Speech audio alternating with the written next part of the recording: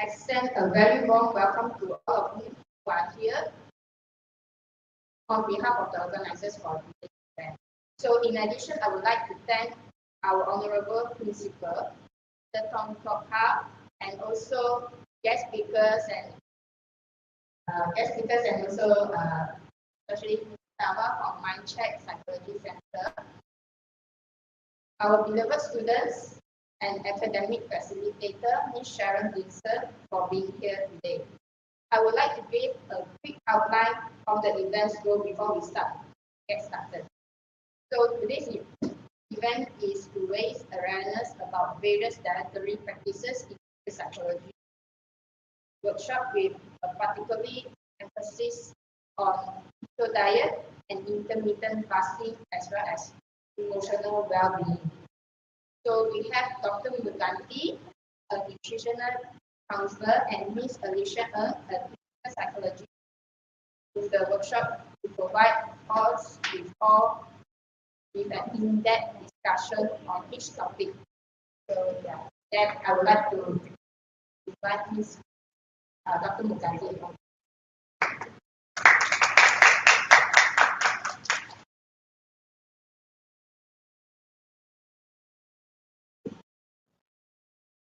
Hi, a very good evening to everyone. Good to be here. Thank you. Thank you, Mr. Our principal, Osagi. And good to see you guys. And just kidding, right? Yeah, good to have you guys. I'm Dr. Mugandi. I'm a nutritional counselor at Mindcheck. Let me introduce my friends here. This is Miss Alicia. She's a clinical psychologist. That's Ms. Durga. She's a behavioral therapist. And last but not least, Mr. Tama. He's a clinical hypnotherapist, the founder of Mindcheck, our manager, supervisor, our teacher. Yeah. Thank you for being here. Okay, so are we expecting more students or do we just go in? Right. Okay, so today we're going to talk about keto diet, intermittent fasting, emotional well-being. Okay, do you know that our diet is considered as the second brain in our body? We know we have a brain, right? So why is it? Yeah, I mean, yes, some of us go like, I have a brain, but I'm even having hard time, focusing on it. Then why do I have a second brain, right? Right. So the reason is because in our gut it has 100 million neurons, more than what you can find in our spine. Okay. Other than that, the gut contains billions of microbes and bacteria, viruses, fungi. They all help in our health through digestion. Okay. So it helps to break down complex carbohydrates, protein, fats. Okay, the ones that our body can't digest. Moreover, the microbes help produce enzymes to facilitate the digestion process. Other than digestion is the immune function. So the microbes, they work together. They stimulate the production of immune cells, T cells, B cells, immunoglobulins, to protect us, to fight against infections and pathogens. So other than immune function is the metabolism. So the microbes, they work together, they help to digest food that we consume, and then they produce kind of enzymes, compounds, certain vitamins like vitamin A, EPA, help to regulate the metabolism. Last but not least, for brain function. So the gut microbiome, they communicate to our brain to regulate most of our brain function. So the connection between the gut and the brain, call it the gut-brain axis. Okay? This connection plays a crucial role in our overall health and mental well-being.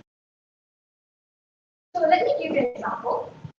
The gut produces serotonin, a neurotransmitter that regulates mood, sleep, and appetite. Approximately 90% of the serotonin is produced in the gut. Wow. So I always consider the gut as the mother and our brain as the father. Because the gut brain always sends the signal to our father brain telling, what you should do. Okay? So this is only possible when you have a healthy. So this is only possible when you have a healthy gut microbiome. So what do I mean by healthy gut microbiome or a balanced gut? So the gut microbiome, we have both good bacteria, or we can call it as a beneficial bacteria, and also bad bacteria. So the level will be balanced. But in an imbalanced gut microbiome, we see that the number of good bacteria or the beneficial bacteria is good, and the number of bad bacteria is good. So what happens when you have an imbalanced gut microbiome? That's what makes. So you have stress, depression, anxiety, and digestive problems. So stress is the mother of all causes. Right? Chronic stress can cause depression. Chronic stress can cause anxiety. Chronic stress can also cause digestive. So what are the other things that stress can cause? Cardiovascular disease, diabetes, immune system dysfunction, skin condition, asthma, chronic pain, reproductive issues, and sleep. So to avoid that, or to maintain a balanced gut microbiome, or to have a healthy gut microbiome, what we should do is eat healthy. Okay, so what do I mean by eat healthy? To incorporate all the healthy foods, such as whole grains, vegetables, fruits, and lean protein. So I would like to stress here that, anything that is less or more is not good. Taking everything in adequate amount, that's good. Right? So we know this, right? We've been learning throughout our school. The pyramid, the food pyramid, the most things that you should consider of taking is the whole grains, complex carbohydrates, vegetables, variety of vegetables, lean proteins, and then when you go up to the pyramid, there will be less fat, high fat. Okay, now let's move to keto diet and intermittent fasting and effects on every. So what is keto diet? Keto diet comprises of taking 70% fat in your diet, 25% proteins, and 5% carbs. So when an individual is taking 5% carbs, what happens in your body is that your body enters a state of ketosis. Okay? So let me explain here.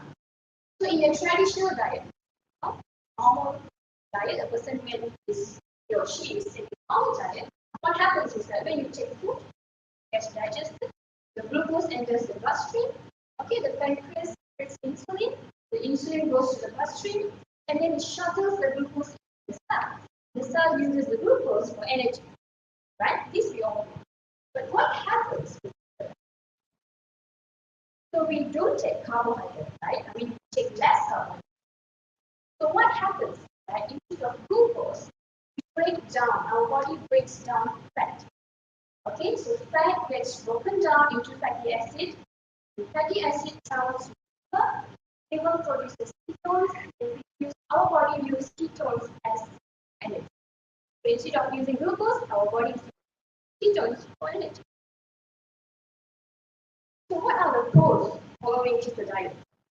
It may help with weight loss because the body breaks down. It can improve blood sugar level because there won't be much blood sugar in our body. They reduce inflammation and oxidative stress in the body. This is mainly because there's fat and blood sugar in our body. And can increase the level of HDL the good blood. So let's look at the cons following keto diet. It causes initial side effects such as fatigue, headaches, and constipation. Why? Because there will be a lack of glucose. Our brain needs glucose, right, to form our body needs glucose. So when you're taking less glucose, less carbs, face the kind of side effects initially. Okay, and then secondly, it may increase the risk of nutrient. This is in the long run.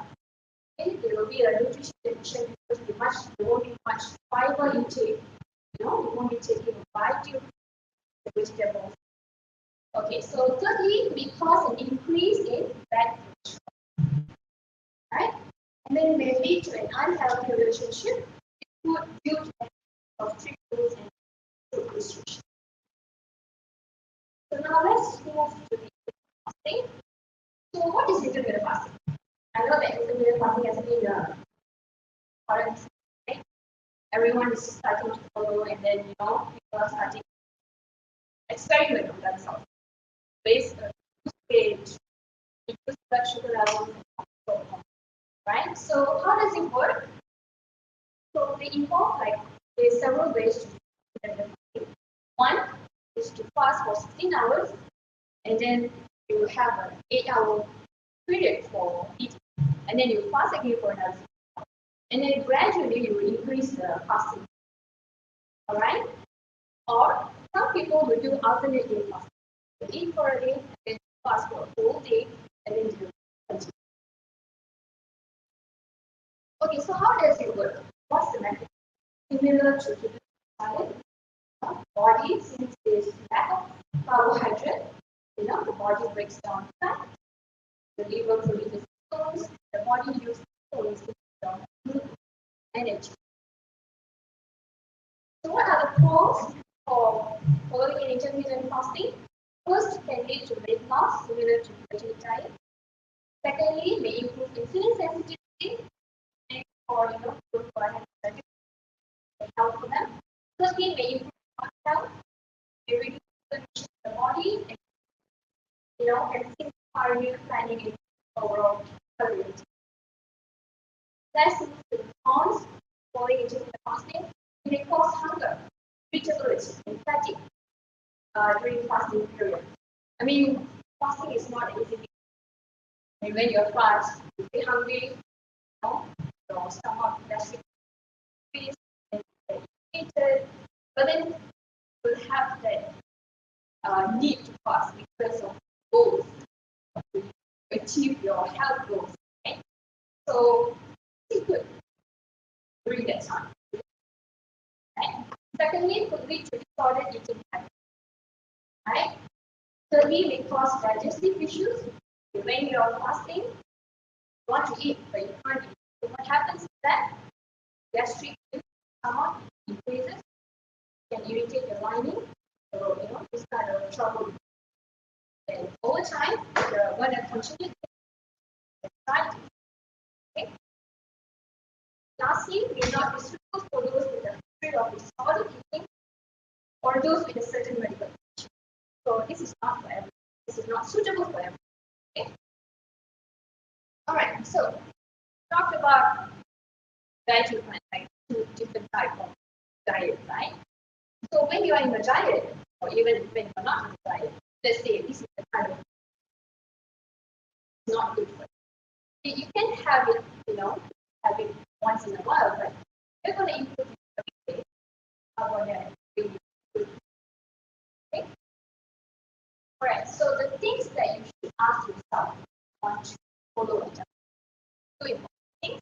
First, why are you following this? Right? Secondly, what are your health goals? What do you want to achieve? Okay?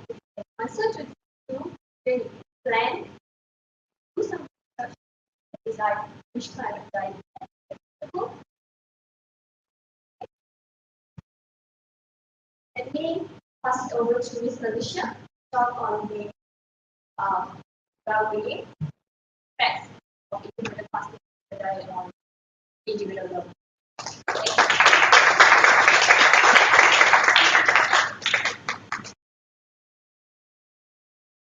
Hi everyone, how's everyone doing? Good. I like the energy. And thank you for being here. It was kind of late, but we're hoping to give you a little bit of cycle education. So, whether I'm clinical psychologist, Dr. Mugati is a counselor, we're not going to take a stance today. Wrong or right, but we're going to educate you on pros, the cons, the risks, some other things that you may want to consider as well before you pick on the diet or the fasting. So I'm going to talk about the effects of the diet and fasting on emotion, which is your mental health as well as sexual. And I want to start by saying that practicing the keto diet or the intermittent fasting is not necessarily wrong. However, like any diet or eating pattern, it has the potential to trigger or worsen mental health issues, especially in those individuals who are susceptible to these kind of issues. So when does the keto diet or the intermittent fasting actually issue? These are things that you discuss. So the first one is intention. As in, why do you want to do the practice? What is the end goal you're looking for? Is it unrealistic? So how you do it. So during the process, are you getting the support that you need? The mental support is important because going on a diet, going on a it is a tiring journey. It's not going to be. And also, have you consulted a professional before? Because like Dr. Morgan mentioned, it's not for everyone, especially those with underlying medical. Thirdly, it's the effects that it brings to your body and mind. So this is something that is going to, you would need to be self-aware and self-reflect during the entire journey. You have to monitor the effects that it brings to your physical health as well as your mental. And then what happens when you actually practice an unhealthy diet or intermittent? The first one is brain fog. Your brain needs glucose. And when your body does not have enough glucose, it's in a state of ketosis. It's going to put a lot of roadblocks in your head. And when there's roadblocks, it's going to be difficulty in concentration. You're not going to be able to focus much. Of course, there's going to be mood changes as well. Some people say you cannot study when you're hungry. Because it's never going to go in, and then it's never going to stay there, and you're going to get irritated and frustrated. Right? So that's brain fog. Second is anxiety or depressive symptoms. This is because the journey is really long. It's not going to be easy to achieve your end goal using the diet or the fasting. And you're going to struggle. It's not uncommon to struggle to adhere to the diet in the first place, especially if you're a beginner. So you're going to have difficulty to adapt to the practice. This might lead to frustration, might lead to anger. And at the same time, if you are practicing fasting, for example, or keto diet, where you restrict certain food, okay, then when you go out with your friend, on the pasta, you realize that you can't eat the same food as, and then you're going to feel a little bit socially isolated, like fast food, like, so you're just going to sit there and watch it. Okay, so that's going to lead to some decreased pleasure. Thirdly is insomnia. So the diet and fasting can increase cortisol levels, which is considered like a stress level, and decrease melatonin levels. Melatonin is needed for you to fall. So the changes in these hormones can lead to sleep disturbances. You might find yourself feeling difficult to fall, or you keep waking up, or because there is restriction in glucose, sometimes you might experience during, and that's not going to give you a good night. And the fourth one, which is the last one, is disordered eating. Because the diet and fasting is going to require a lot of reflection, a lot of self-discipline. So you are going to fixate on the diet plan a lot. So when the fixation goes to an unhealthy diet, it brings a lot of fear of eating because you're going to count calories, you're going to ask yourself, oh, is it okay if I eat bread? There's too much carbs in it. So there's going to be a lot of fear of eating. Then it can influence your body image and your self-esteem. The way it's like kind of backfiring. Now I want to put a disclaimer. disclaimer here that everything that I said before this is from research. At the same time, the research on keto diet and intermittent fasting on humans is still quite underwhelming. A lot of the research done is on lab rats, not rats.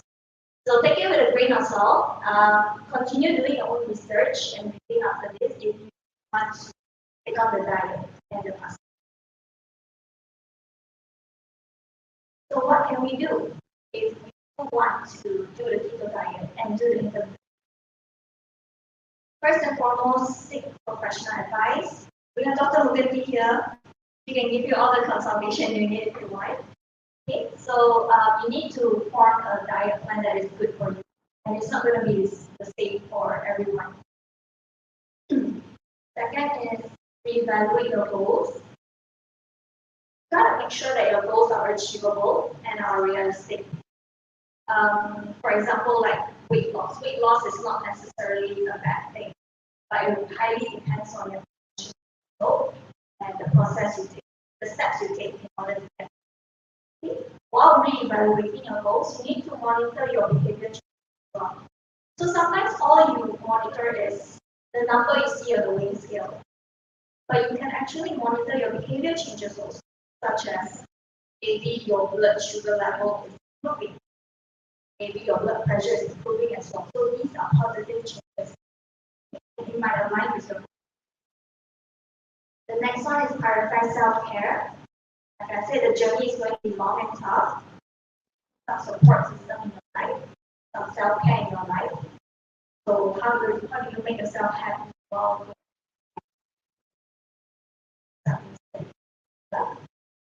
and the last one is to connect with the support system.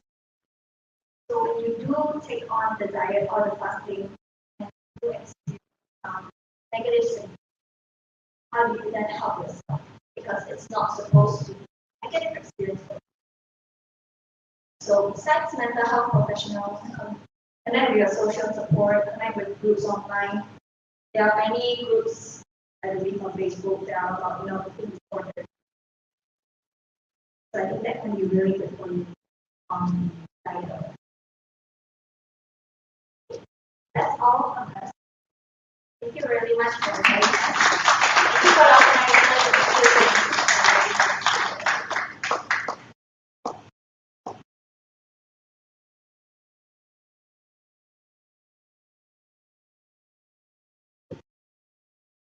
Okay, thank you to our special guest. If there's any question, I would like to invite all of you to ask any of our guest speakers here. Okay, actually, there's this one question from a friend of ours. Actually, is Northwoods. How does keto diet help with binge eating, especially when we are hungry? So, I think that's what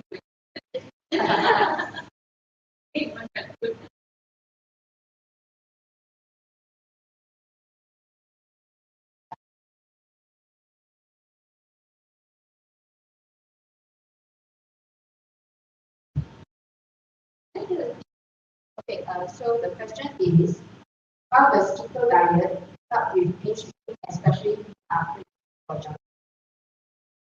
Okay. So first of all, why do you want to follow it? You're on diet for a reason. So if you're going to follow a keto diet, let's say, let me give you an example. So you want to lose weight. Okay. That's your goal. That's your target. Okay. Okay, right. So you want to lose weight, done some research based on your body type, things that you've done so far, you're not right? Okay.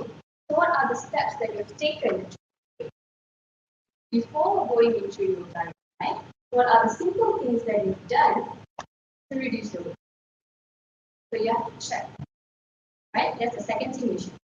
First is research. Second, you know what are the things that you've done. Thirdly, nothing is wrong. You can consider, asking professional help. Not, I know that nowadays people are just trying and experimenting diet, right? It's okay, let's say you're moving into a diet, keto diet, right? So when you're on a diet, but you want to binge, you're having cravings. So you're on a diet for a reason. So if you're going to binge it, eating, then you want to eat snacking and all that, point on a diet. So basically what I'm trying to do is that what is your goal? Health goal, what do you want to achieve? Have you achieved it? If not, then you have to control your binge. Am I clear? Is there any question?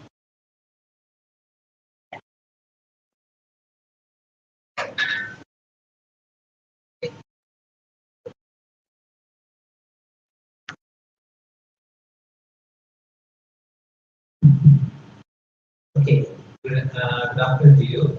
My name is Rishi, I'm a senior marketing lecturer at Kuala Lumpur.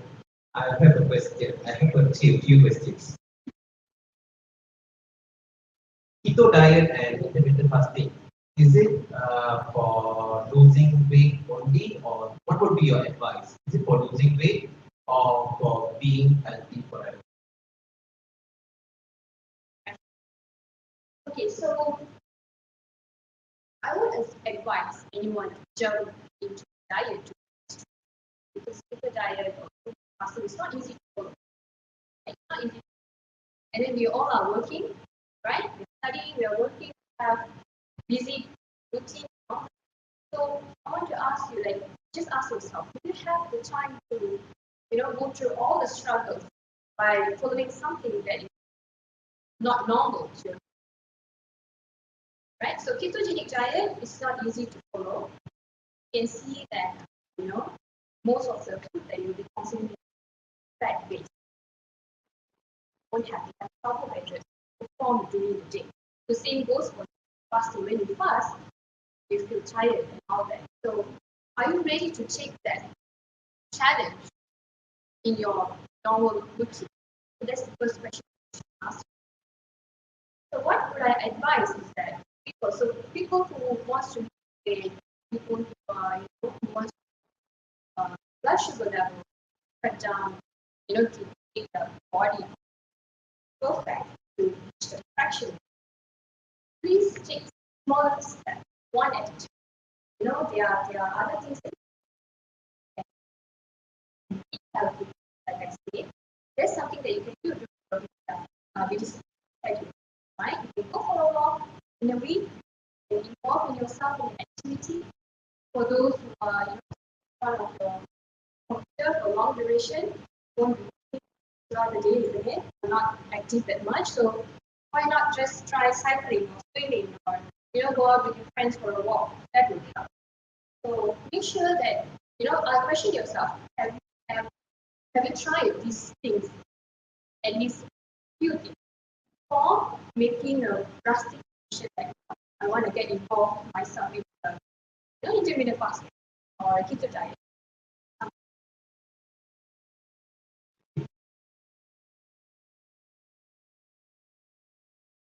Then I have some. Okay, now you're into the keto diet and intermittent fasting.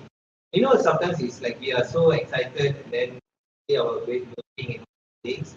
Then for a while, then we will give up. Okay. Because I've seen people going through it. They say, hey, suddenly why you lost so much of weight? I did keto and intermittent fasting and all that. Then after a while, you see they're bloating back again. So I think that would be the indication they don't continue. Yeah. So they will definitely look back. Yeah. Like I said, keto diet or fasting challenging diet for one to two. Even though you have a high willpower and you're so motivated to want to take, I'm okay, I'm going to start eating all that fat and everything. But then how strong are you? How strong are you completing? And then, how long do you want to do it? So you have to have a plan, basically.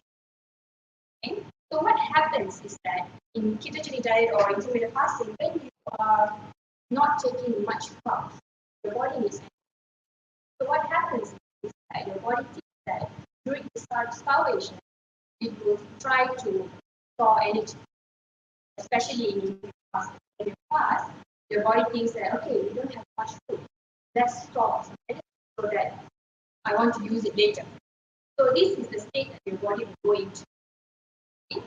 So when you put your body in this state, suddenly you give up. You know what? I'm not going to fast anymore. I'm going to just eat whatever food that I want, go on with my day, right? So the moment you decide to do that, you'll be eating so much more than they used to because you fasted for a long time and you've given up, eating healthy food all that time. So what will happen is that your body is still in the same state, in a energy storing state. So when you start to put on so much food, so that's what causes double, gaining double the weight or triple the weight. So that's the outcome that in seeing for people. Thank you.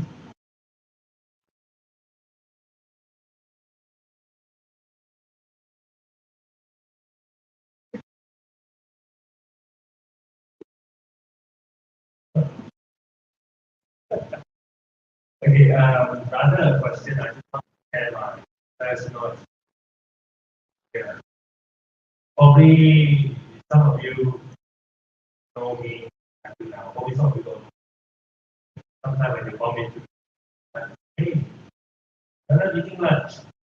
Probably I will say no. And rather being that I don't take breakfast. So I skip breakfast, and my first meal is really late. So I've been doing this since then, I think for pretty long time ago. Easily more than 10 years. More than 10 years. I always have it in my mind of like, I want to do something, I want to do. I totally agree with you what you just said. For any one of you plan to go into diet, especially even healthy, okay, don't jump into it. Either way. Start to take off one of the meals away, slowly get it. Most of the common questions I will see will actually share this experience. I mean, before this, I don't think that we have. Or I got to know this word intermittent fasting. Some like that, but now it's quite common. What both of you shared earlier on, and a lot of people actually ask me, "Hey, after you eat breakfast and lunch, is your dinner going to be a huge feast?" I said, "No. Actually, no. Your appetite is actually full, and in a way that you know that it's just nice, you won't actually eat like 2, 3 bowls of rice, and then you feel comfortable again, you feel happier." Yeah. So I see a lot of goodness in intermittent fasting. Okay? If you ask me, will I stop? No. I still love food. Hey, we are Malaysian. We love our food. Okay. So sometimes I will have my own cheat day. Okay, I design my own cheat day, especially during weekends. I cheat the day with my parents. Okay, so I can't actually skip that. So good, it's good, and I like the challenge. Okay, right. So when I'm sitting here, there's one question popping to my mind. Is there any practical time that you need to do fasting, or I can pick any time that I want? Such as my case, I skip breakfast and lunch and just stick to my dinner. So is it okay?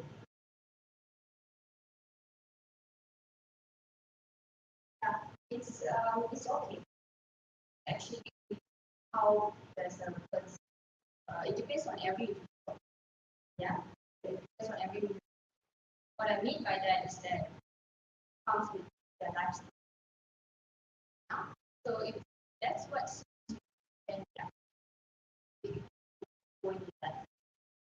Good to know. So I can continue to have my meetings here at time. Thank you. Thank you for your explanation.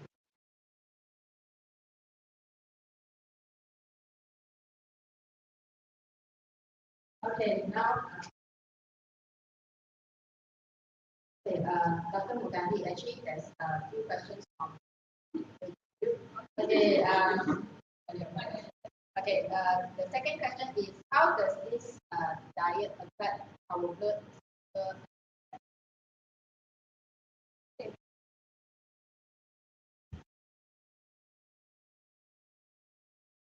So, like I said, when you are fasting or when you're diet, our blood sugar level uh, It will be reduced, right? Because there's no much carbohydrate in you.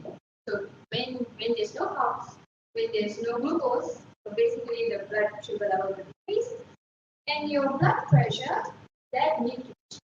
Because in some people you can see that the blood pressure can go down. In other people it can change. In some people it feel dizziness, might have headache. So this is why I say that you can't just take or jump on a diet. You should just do research your body. Okay?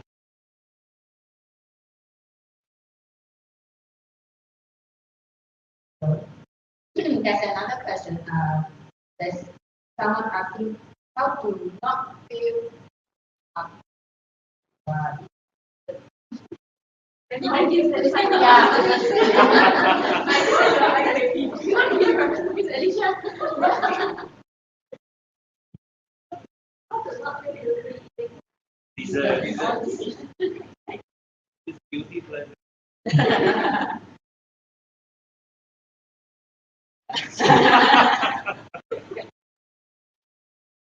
guess you should ask yourself first, why do you feel guilty in the first place? Okay. Is it clashing with some kind of goals that you have in mind? For example, you want to lose weight, but then you are eating dessert instead. Or is it some kind of trauma? So ask yourself firstly, and then do research on the desserts that you take. Is it that harmful? Can you not cheat a day with just eating the dessert? Right? If the guilt is overwhelming, please come and see me. But yeah, that's how I'm. Okay, thanks, Alicia. That's the question. How to choose the right for working people for the life diet or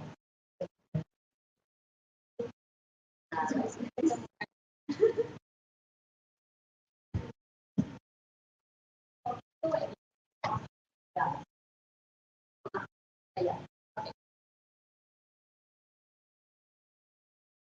My personal advice: don't restrict yourself too much. Eating healthy enough, basically, in an adequate amount. Okay?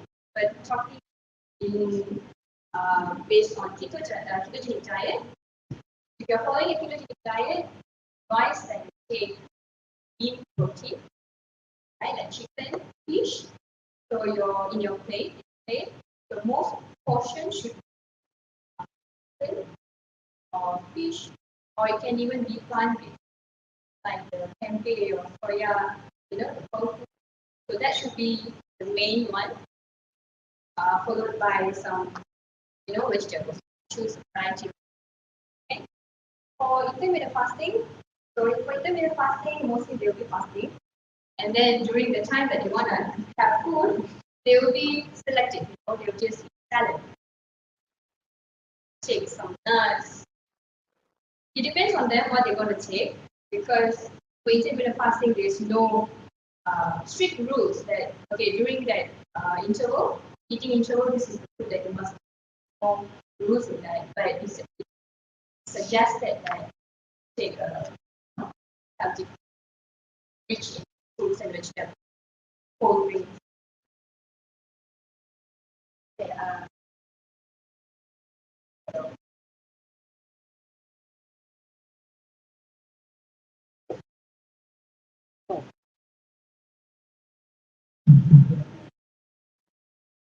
okay, I think by the way, I just have another question from a friend.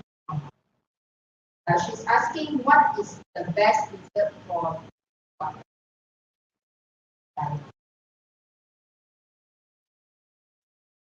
So, first question I would ask you is that what kind of dessert that you're talking about, right? So when you talk about that, it's only 5% of carbs that you can put.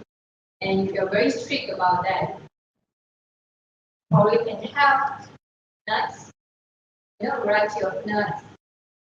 How nuts are considered desserts? Yeah, I mean when you're in a diet and you already restrict too much, but probably on a cheat day you can have a piece of cake. Okay, very small one. Because that will come under the 5% carbs that you're talking about. Okay? Yeah. Yeah. Yeah. So think first before you want a diet, if you're going into a keto diet, follow. Okay.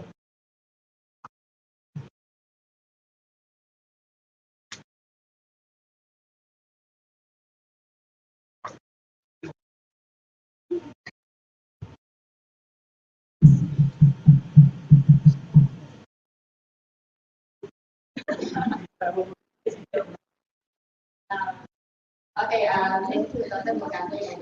But is there anyone that would like to ask?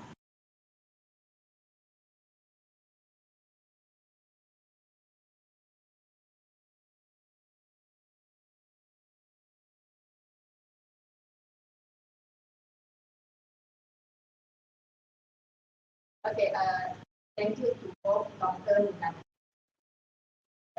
Before we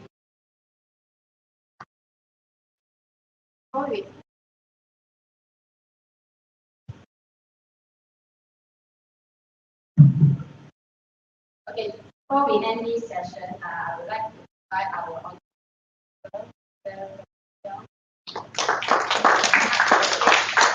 give a token of participation to our guests.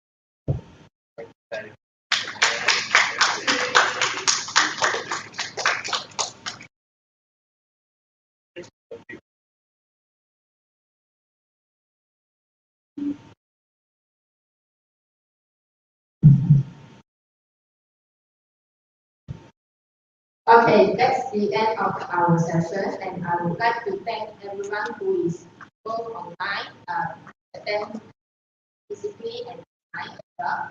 Thank you for taking your time off. That